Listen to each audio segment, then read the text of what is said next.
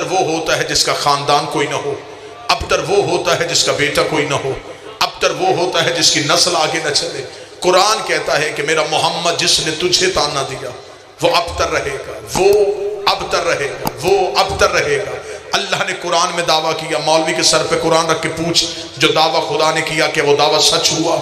قرآن کل بھی سچ تھا، قرآن آج بھی سچ ہے۔ قرآن کہتا ہے کہ اللہ نے دعویٰ کر دیا جو محمد کا دشمن ہوگا وہ ابتر ہوگا، وہ لا نسل ہوگا، وہ لا خاندان ہوگا، وہ بے نسل ہوگا، وہ لوارث ہوگا۔ لیکن جب میں نے تاریخ سے پوچھا کہ تو بتا کیا محمد کا دشمن بے نسل رہا، تو تاریخ کے ماتھے بھی شرمندگی کا پسینہ آیا۔ اس کا میرے پاس نبی کے ایسے ایسے دشمن ہیں، جو دشمن بھی تھے ان کی اولاد بھی تھی، جو دشمن بھی تھے ان کی نسل بھی تھی، جو دشمن بھی تھے ان کا خاندان بھی تھا۔ حارث نبی کا دشمن تھا، اولاد تھی۔ نوفل نبی کا دشمن تھا، اولاد تھی۔ زید نبی کا دشمن تھا، اولاد تھی۔ عاص نبی کا دشمن تھا، اولاد تھی۔ خویلد نبی کا دشمن تھا، اولاد تھی۔ ابو جہل نبی کا دشمن تھا، اولاد تھی۔ ابو لہب نبی کا دشمن ہے۔ یہ سارے کے سارے سلمان رشدی تک نبی کے دشمن بھی رہے ہیں، ان کی اولاد بھی رہی ہے۔ تو جب خدا نے قرآن میں کہا تھا جو محمد کا دشمن ہو اس کی اولاد نہیں ہوتی، تو پھر ان کی نسلیں کیسے چلی، ان کے خاندان کیسے چلے؟ پانچویں امام کا دور تھا، میرا شہنشاہ مسجد سے باہر آیا، ایک شخص کی گود میں بچہ تھا، اس نے امام کو سلام کیے بغیر اپنا چہرہ دوسری طرف کیا۔ امام کے نوکر نے قدموں پہ ہاتھ رکھ کے کہا مولا اللہ قرآن میں کہتا ہے جو تمہارا دشمن ہو اس کی نسل کوئی نہیں ہوتی، اس کا خاندان کوئی نہیں ہوتا، یہ تیرا بھی دشمن ہے، تیرے نانے کا بھی دشمن ہے، اس کا بیٹا کہاں سے آیا؟ امام کے چہرے پہ جلال آیا، فرمایا قرآن سچ تھا، سچ ہے اور سچ رہے گا۔ اس کا مولا بیٹا کہاں سے آیا؟ فرمایا ہوتے کسی اور کے ہیں، پہچانے کسی اور کے۔ سارے بولو ہاتھ اٹھا کے حیدری۔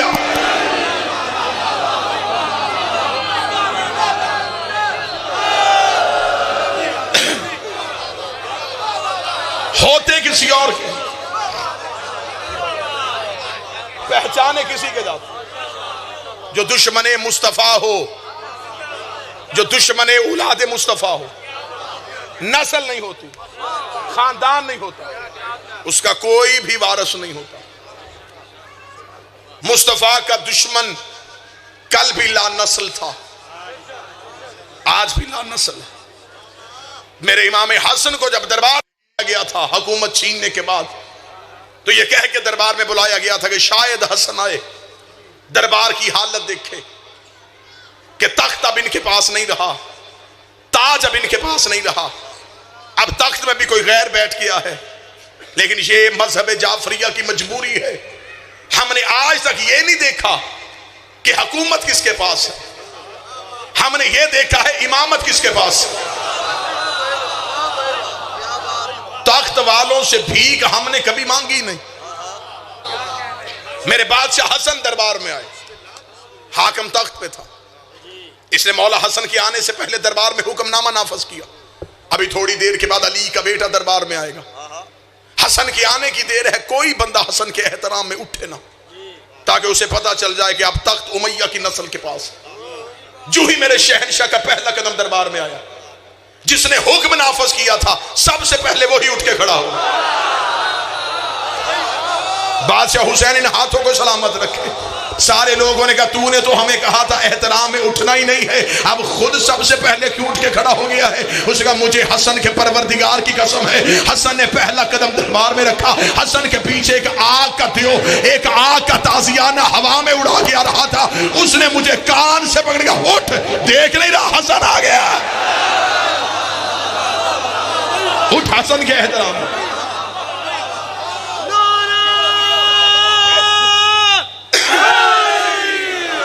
وہ دیکھ حسن آ گیا۔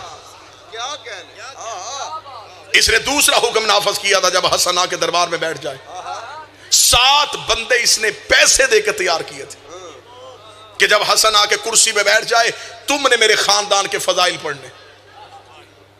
جو ہی آ کے مولا حسن کرسی پہ بیٹھے یہ 7 کے 7 تنخواہ دار اٹھے، انہوں نے امیہ کے نسل کے فضائل پڑھنے شروع کیے۔ میرے مولا حسن مسکرا کے سنتے رہے، مسکرا کے سنتے رہے۔ جب 7 کے 7 نے اپنے اپنے خود ساختہ قصیدے سنا لیے، پھر میرے بادشاہ حسن نے ان کی طرف دیکھا، حسن کی آواز آئی جو میرے مالک حسن کا پہلا جملہ ہے، میں مومنین میں کسی کی توہین نہیں کروں گا. آپ کا ذہن اگر ایک لمحے کے لیے ادھر جائے میں منت کروں گا، واپس آنکھوں کو منبر پہ لے کے آئیے گا. میں آپ کو اپنا جملہ نہیں، میں آپ کو بادشاہ حسن کا جملہ سنانے لگا ہوں. جو داد دے گا وہ میری خطابت کو نہیں دے گا، وہ حسن کے جملوں کو دے گا. جب ساتھ کے ساتھ اپنے اپنے خاندان کی تعریفیں سنا چکے، میرے مولا حسن دربار سے اٹھ کے کھڑے ہوئے. میرے مولا حسن کا پہلا جملہ، حسن جلال میں آ کے کہتے ہیں اے عرب کے ٹوٹے ہوئے شجرے کی کڑیوں، ہائے ہائے، اے عرب کے شجروں کی ٹوٹی ہوئی کڑیوں. اگلی جملہ پڑھو میرے بادشاہ حسن کا. میرے مولا حسن فرماتے اے گندگی کے ڈھیر میں اگے ہوئے پودوں، تم نے میرے سامنے اپنے اپنے خاندان کی تعریفیں پڑھی، میں خاموش ہو کے سنتا رہا. حسن نے کہا میں پورے دربار میں علی کا بیٹا ہو کے کہہ رہا ہوں، میں اونچی آواز میں اپنے باپ علی سے لے کے آدم تک، اپنی ماں زہرا سے لے کے حوا تک ایک ایک کا کردار پڑھتا ہوں. اگر تم میں جرت ہے میرے کان میں آ کے اپنی ماں کا کردار سنا. آخر تک بولو ہاتھ اٹھا کے حیدری. میں اونچی آواز میں پڑھوں، تم اونچی آواز میں نہیں. حسینیت، حسینیت، یزیدیت، یزیدیت، کل ایمان، نعت کے قرآن، نعرہ اونچی آواز میں نہیں، میرے کان میں آ کے اپنی ماؤں کا کردار پڑھ کے سنو. مولا حسن کا یہ جملہ کہنا تھا، دربار میں خاموشی طاری ہوئی. ایک پیچھے سے شخص بولا، کتاب میں جملہ نہ ہو میں زبان منبر پہ کاٹوں. پیچھے سے ایک شخص بولا، اسے میرے مولا امیر المومنین کے خلاف بدزبانی کی. میرے مالک حسن نے پیچھے مڑ کے اسے دیکھا، حسن کے چہرے پہ علی والا جلال ہے. جوان میرے ساتھ بولنا. میرے مولا حسن اس کی طرف دیکھا، تو نے میرے بابے کے خلاف بولا ہے، تو اسی کا بیٹا نہیں جو تجھ سے 2 سال چھوٹا ہے. بولو جو حسن کے نوکر بیٹھے ہو، تو اسی کا بیٹا مشہور ہے جس کا باپ عمر میں اس سے 2 سال چھوٹا ہے. یہ کہہ کے مولا حسن کے چہرے کے تیور بدل گئے. لوگوں نے رحمت کے چہرے پہ جلالت کی سرخی دیکھی، محمد کے عکس پہ علی کا جلال دیکھا. یہ حسن دیکھ کے کہنے گیا میں تمہیں بتاؤں میں کون ہوں. حسن کی آواز ہے میں صفا کا بیٹا ہوں، میں مروہ کا بیٹا ہوں، میں ہاشمیوں کا چشم و چراغ ہوں، میں عبد المطلب کی نسل ہوں، میں ذریت ابراہیم ہوں، میں نسل اسماعیل ہوں، میں شجرہ طیبہ کا ثمر ہوں، میں یوسف الدین کا بیٹا ہوں، میں قائد غنم جلین کا بیٹا ہوں، میں فاتح دارین کا بیٹا ہوں، میں نقطہ بائے بسم اللہ کا بیٹا ہوں، میں مولود حرم کا بیٹا ہوں، میں یاسین کے دل کا بیٹا ہوں، میں الحم کے سر کا بیٹا ہوں، میں قرآن کے وارث کا بیٹا ہوں، میں کعبے کے مالک کا بیٹا ہوں، میں اس کا بیٹا ہوں جس نے آدم کی توبہ قبول کروائی تھی، میں اس کا بیٹا ہوں جو نوح کا سفینہ نجات پہ لے کے آیا تھا، میں اس کا بیٹا ہوں جس نے ابراہیم کی آگ کو ٹھنڈا کیا تھا. یہ کہہ کے علی کے بیٹے کے چہرے کے جلال آئے. جلال میں آ کے کہا میں فاتح دارین کا بیٹا ہوں، میں استاد جبریل کا بیٹا ہوں، میں کعبہ کوسین کا بیٹا ہوں، میں حجاب حمد کا بیٹا ہوں، میں حجاب عزت کا بیٹا ہوں. حسن کی آواز آئی ہوئے آنکھیں کھولو، میں اس کا بیٹا ہوں جو معراج کے پردے میں ادھر بولا تھا، اور میں اس کا بھی بیٹا ہوں جو معراج کے پردے میں ادھر بولا.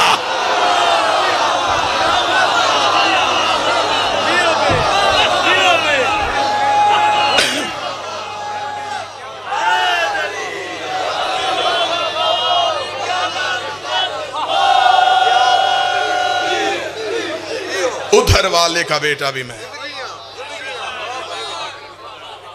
ادھر والے کا بیٹا بھی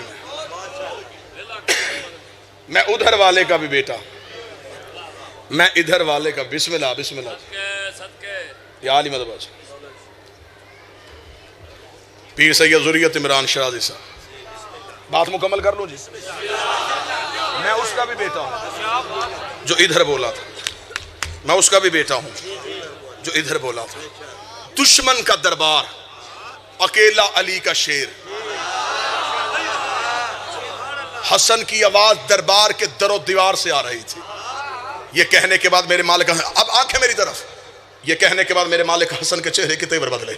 تیور بدل کے حسن نے کہا ہم چاہیں عراق کو شام کر دیں، ہم چاہیں شام کو عراق کر دیں، ہم چاہیں مشرق کو مغرب کر دے، منہ پہ ہاتھ لگ پھر بھی داد نکلے گی. ہم چاہیں تو مغرب کو مشرق کر دے، ہم چاہیں تو مرد کو عورت کر دے. ابھی اتنا کہنا تھا، پیچھے سے کہ حرامی اٹھ کے کہا حسن کیسے؟ حسن نے اس کی طرف دیکھا ایسے ایسے، ہم ایسے.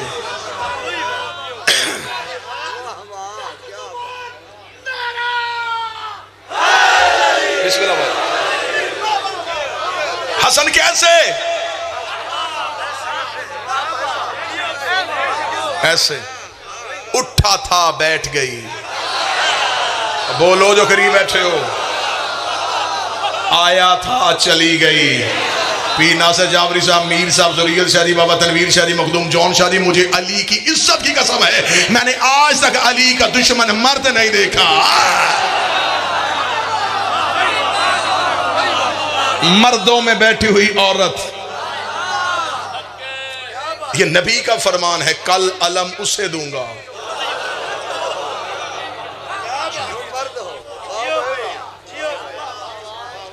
میری بھی ایک لعنت گستاخ امام کے نام کرنے لگا ہوں. ہر ایک نے اپنے اپنے حصے کی لعنت دینی ہے تو میں بھی اپنے حصے کی لعنت دوں.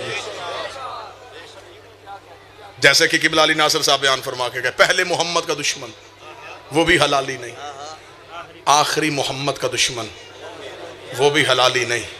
آنے دے میرے بارویں کو، نکلنے دے ذرا ذوالفقار نیام سے باہر.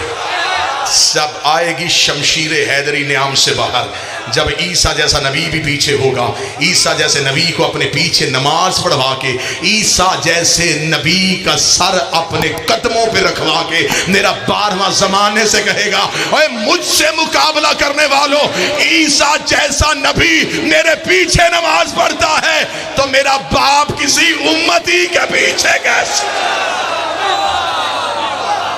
اے دشمن امام زمان، تیرے لیے سب سے بڑا پیغام اور تیرے لیے سب سے بڑی لعنت یہ ہے کہ تیرا تھا ہمارا ہے. میری حکومت وقت سے گزارش ہے کہ ہر دور کے امام کے گستاخ کو سزا دی جانی چاہیے. تختہ دار پہ لٹکے یہ عطرت رسول کو بھونکا ہے، یہ خاندان محمد کو بھونکا ہے، اور یہ سب کچھ اسی صورت میں ممکن ہوگا اگر شیعت کی اندر کی لڑائیاں ختم ہوگی تو باہر سے دشمن حملہ نہیں کرے گا. ہماری خلیج اتنی بڑھ گئی ہے، ہماری صفوں میں فاصلہ اتنا آ گیا ہے کہ اب دشمن کو موقع مل گیا ہے، ورنہ آج سے پہلے یہ گستاخیاں کیوں نہیں ہوتی تھی. اس کا مطلب ہے کہ اگر چور گھر کے اندر آ جائے تو گھر کے ذمہ دار دیکھتے ہیں کہ پتہ کرو دیوار کون سی چھوٹی ہے.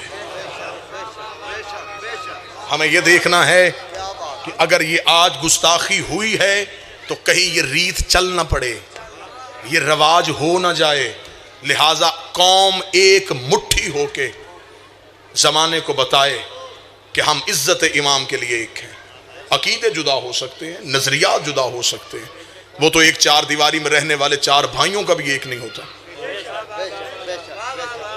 لہذا منبر اپنا فرض نبھائے، محراب اپنی ذمہ داری نبھائے، صاحب تحریر اپنی ذمہ داری کو سمجھے، صاحب تقریر اپنی ذمہ داری کو سمجھے.